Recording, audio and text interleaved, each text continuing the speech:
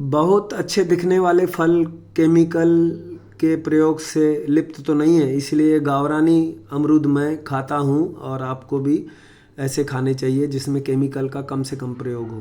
केला भी हम वो नहीं कच्चा लाते हैं फिर पका के खाते हैं, सब्जी वाले की दुकान से लाते हैं, फिर वो 7-8 दिन में पकता है।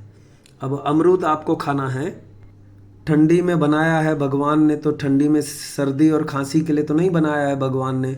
मौसम का फल ज़रूर खाना चाहिए, तो ये खाते हैं। अगर आपको कुछ तकलीफ़ होती है सर्दी खांसी की, तो आप अजीर्ण होता है या ज़्यादा खाने से होता है, तो आप थोड़े सौंफ खाना है इसके बाद। ये मौसम में सबको सर्दी खांसी हो रही, दवाइयों से भी नहीं बैठ रही, उसका इलाज खामला के नाड़ी वैद्य ने बताया है। 8-10 काली मिर्च चूसना है पौन घंटा 1 घंटा, और उसके बाद फेंक देना है। विश्व में आयुर्वेद का डंका बज रहा है।